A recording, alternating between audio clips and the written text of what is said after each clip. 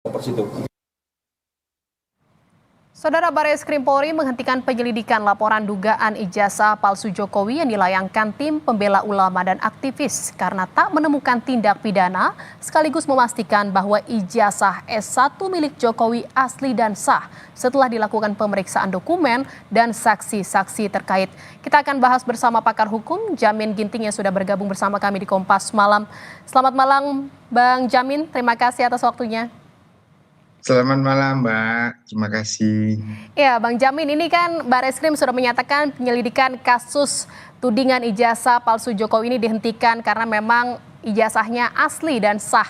Apakah dengan dihentikannya penyelidikan oleh Bareskrim ini juga menentukan polemik ijazah Jokowi yang juga berjalan di PN Sleman dan juga Polda Metro Jaya ini akan selesai?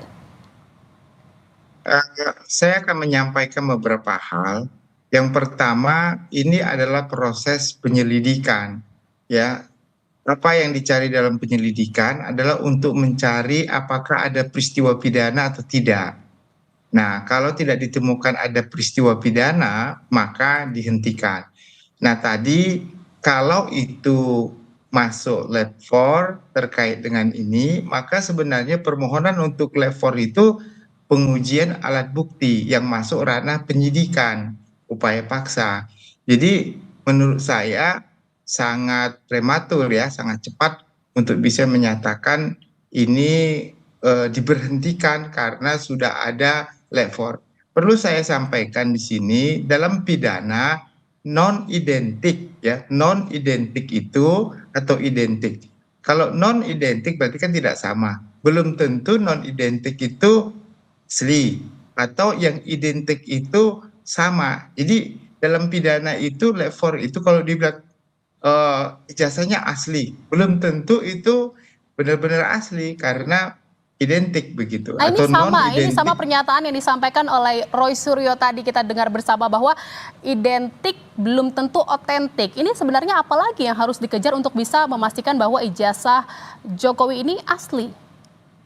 Nah, jadi dalam pidana itu hanya satu bukti saja. Itu bukti petunjuk yang menyatakan bahwa ijazah tersebut adalah identik, tapi belum tentu otentik kan begitu kan. Nah, jadi karena perlu untuk menjadi otentik, selain ada alat bukti level, dia harus ada alat bukti lain. Alat buktinya apa itu? Keterangan, contohnya pembimbingnya, keterangan dari dekannya, keterangan dari Kementerian Tinggi waktu mengeluarkan ijazah itu. Nah, jadi itulah penguatannya terkait dengan benar-benar itu adalah asli atau otentik. Bukan hanya didasarkan kepada satu alat bukti, yaitu hasil lapor. Nah, kalau pidana begitu, jadi minimum 2 alat bukti. Nggak bisa satu alat bukti yang menyatakan kalau itu diberhentikan, begitu ya. Tapi Nah, baru sebelumnya Bang pertanyaan Jamin, tadi, ya. oke. Pertanyaan tadi terkait dengan apakah diberhentikan atau tidak kasus perdatanya, tidak serta-merta. Karena keperdataan itu bukan menguji terkait dengan identitas otentiknya, tetapi keberadaannya. Keberadaan ada enggak Pak ijazah tersebut ya? Ada atau tidak? Bukan otentiknya. Nah, kalau tidak ada, berarti selama ini memang nggak pernah ada ijazah yang dikeluarkan oleh UGM kan begitu kan. Jadi ini yang menjadi dasar hal yang berbeda. Jadi nggak serta-merta dengan pemberhentian tadi dalam proses penyelidikan, maka berhenti pula lah permohonan gugatan. Artinya masih terus berjalan ya proses hukum yang ada di PN Sleman dan juga Polda Metro Jaya? Iya, karena di Sleman itu gugatannya terkait dengan keberadaan sertifikat itu atau ijazah itu ada atau tidak begitu, bukan masalah autentisitas begitu.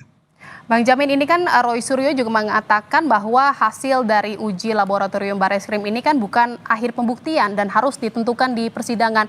Apakah memang harus sampai ke persidangan atau ke pengadilan untuk bisa membuktikan bahwa ini memang asli ijazah Jokowi?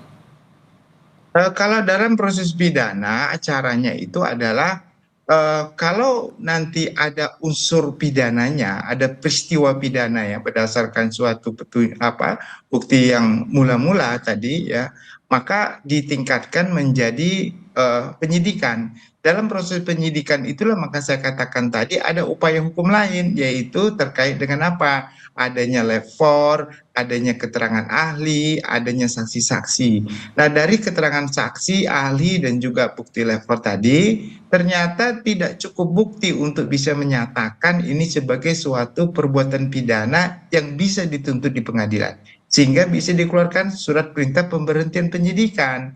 Yang ada saat ini dalam konteks itu adalah pemberhentian penyidikan. Kenapa? Karena alat buktinya tidak cukup. Tapi kalau di penyelidikan itu sebenarnya bukan didasarkan lapor, karena lapor itu bukan menjadi dasar menyatakan peristiwa pidananya tidak ada. Apalagi kalau lapor itu seharusnya dilakukan pada saat proses penyidikan, bukan penyelidikan. Nah, jadi menurut saya harusnya ya Bareskrim itu boleh saja nggak apa-apa memberhentikan dalam proses penyidikan, tetapi sudah komprehensif kan, semuanya sudah diperiksa, bukan hanya cuma dasarnya ada lapor saja untuk menyatakan ini tidak ada peristiwa pidana. Saya kira masyarakat jadi tendensius nanti menilai ini kan karena bekas masih ada hubungan dengan yang lainnya. Jadi tendensius. Menurut saya terlalu cepat juga ya. Harusnya di proses penyidikan, kalau memang tidak ada bukti di SP3 itu lebih bijak yang dibandingkan dengan sebelumnya begitu. Tapi kan Bareskrim mengatakan bahwa memang sudah memeriksa saksi juga, ada 39 saksi yang diperiksa sejauh ini. Artinya itu belum cukup dan masih dikatakan bisa jadi ini adalah masih terlalu prematur. Kalau di penyelidikan itu nggak ada upaya paksa. Ya, kita coba dengar kemarin, apakah benar ada penyitaan terhadap bukti itu ya, kait dengan surat aslinya begitu. Apakah surat asli itu sudah pernah ditunjukkan kepada saksi-saksi yang dipanggil? Dan saksi-saksi itu siapa saja? Ya, apakah saksi dari pelapor, apa dari saksi yang terlapor? Nah, itu kan sangat komprehensif ya. Jadi itu harusnya dilakukan dalam proses penyidikan. Saya tidak tahu persis kenapa sampai laporan ini tidak dinaikkan ke penyidikan. Nggak perlu penyidikan itu, ada suatu peristiwa pidana, ada, ya nggak apa-apa, tapi nggak cukup menyatakan ini sebagai perbuatan yang dapat dituntut di depan pengadilan. Bisa seperti itu, tapi sudah komprehensif ya, sudah komprehensif semua perbuatan itu. Jadi kalau seperti ini seakan-akan ya masyarakat menilai ini terlalu prematur untuk menyatakan Tapi dengan bahwa kondisi ini, suatu ini. Bang Jamin, singkat saja, ini apakah ada kewajiban dari Jokowi untuk bisa menunjukkan ijazahnya ke publik? Karena memang ini udah bergulir terlalu liar. Kalau ke publik saya kira tidak ya. Tapi kalau untuk proses pembuktian di pengadilan maupun proses penyidikan ya wajib itu. Itu harus kan kalau sesuai dengan perintah undang-undang begitu, Mbak. Baik, terima kasih atas pembahasannya, pakar hukum Jamin Ginting. Terima Terima kasih, kasih. Bang Jamin. Selamat malam. Malam.